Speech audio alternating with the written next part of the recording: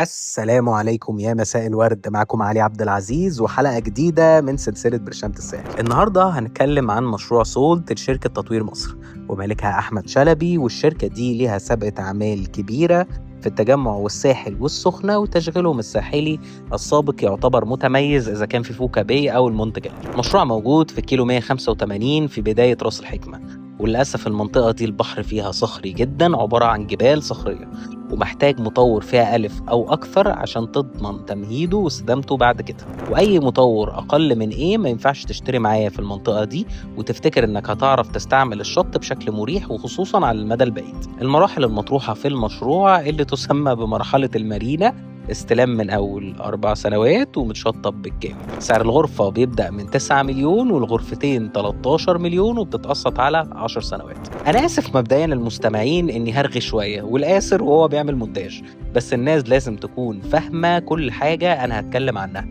والحقيقي الجديد إن هدخل المميزات في العيوب وأنا بتكلم عن المشروع ده أو المرحلة دي بالأخص، عشان كلام كتير نازل غير صحيح أو مش كامل الفترة دي، وهفهمكم ليه نازل بالطريقة دي وأنا بتكلم. بس طبعا آسف لو اتلخبطت شوية من تغيير طريقة الفيديو أو طريقة الكلام بتاعتي. أول حاجة، تطوير طبعا مشهورة بتأخيراتها، وما تسمعش حد بيقولك ما تأخروش في فوكا باي وما تأخروش في دي باي، لأنهم تأخروا، وتأخير وصل لأكتر من سنة في كل المراحل، وممكن سنتين في بعض المراحل، غير التأخير اللي في باقي المشاريع اللي وصل لأكتر من 5 سنوات.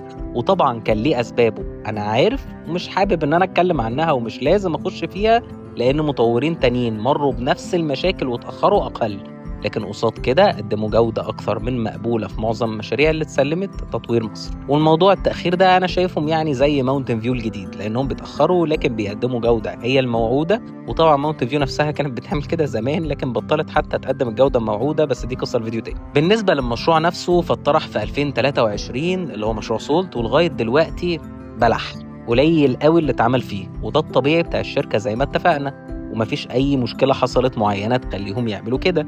والحقيقة يمكن أنا بحط وزن على موضوع الاستلام ده أكتر من الطبيعي، لأن أنا بالنسبة ليا اللي يسلمني ينجزني، خصوصا لو أنا عامل حسابي على إيجار يغطي معايا شوية من القسط، أو إعادة بيع على المدى المتوسط بعد 4 أو 5 سنوات، اللي هو طلب طبيعي بالمناسبة. بالنسبة بقى لقصة المارينا، فطبعا هي مارينا من ضمن 5 في الساحل، وطبعا ده بيعلي من قيمة المشروع. يعني احنا أصلا عارفين يعني من 2023 إن في مارينا في المشروع.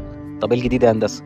الجديد يا سيدي إن الشركة نازلة بوحدات مسمياها مارينا ريزيدنس، وبروكرز كلهم طالعين يقارنوها بالوحدات اللي على المارينا في مراسي وساوث ميد.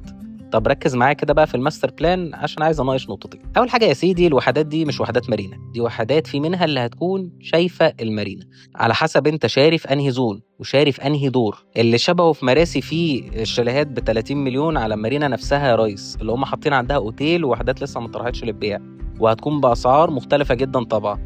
طيب مارينا نفسها على ارتفاع 3 متر، ومش معروف المباني اللي عندها دي اللي هي اوتيل او ممكن تكون وحدات للبيع هتكون ارضي وكام دور لسه. زون ايه اللي هي ممكن نقول عليها هتكون لمحه المارينا من قدام، مش دايركت على المارينا، لان لسه في وحدات على المارينا على ارتفاع 25 متر، يعني اعلى من مارينا ب 22 متر.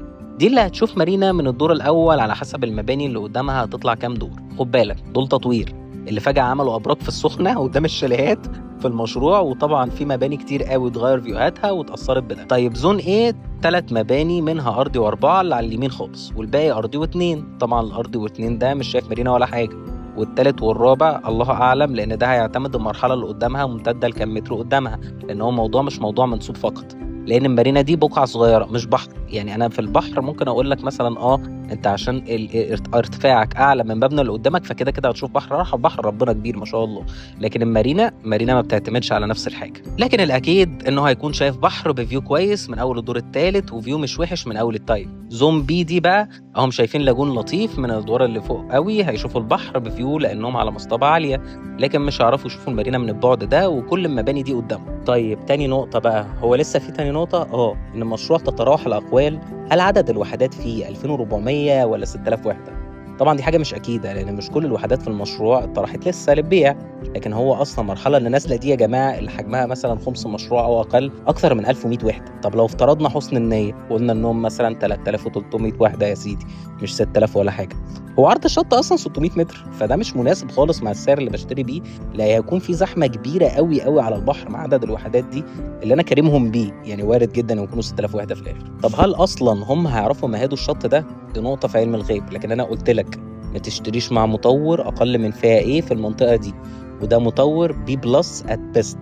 طب ليه؟ او البحر ده بيتمهد ازاي؟ بص يا سيدي، اولا البحر اللي هناك ده عباره عن جبال، لازم مطور يكسر الجبال دي باي طريقه بقى كانت لغايه ما يوصل لمستوى البحر. بعديها بقى ما كده كده الارض هناك صخريه، فلازم هينزل سنه كمان ويعمل عليها فرشه رمل ناعم ويعيد عليها كل 3 سنوات اقل او اكثر على حسب التهالك، لان طبعا الهواء بيقعد ياخد شويه من الرمل ده لغايه ما تطلع صخور من تحتيها بتكون متداريه، فطبعا محتاج متابعه دوريه. طب في فوكا باي اللي حصل، اللي يعتبر البحر فيه صخري شويه بس مش زي هنا خالص، بعد كام سنه من التسليم ظهر شكاوي السنه اللي فاتت ان في صخور الاطفال بيتعوروا فيها في البحر، وصور على النت وكلام انا سامعه من اصدقاء ليا شاريين هناك وعملاء بتاعتهم شاريين من قبل ما يكلموني، مش كلامي انا. فما تضمنش خالص استتامه التمهيد للبحر في سولت لو نجحوا فيه. طب مراجعه بسيطه، لو اشتريت في المشروع ده حضرتك بتشتري شاليه شايف البحر في راس الحكمه، ودي حاجه ممتازه بسعر يعتبر مش وحش بالنسبه لشاليه شايف البحر في راس الحكمه، مع مطور عامل تشغيل ساحلي ممتاز قبل كده ومسلم كواليتي فعلا كويسه قوي،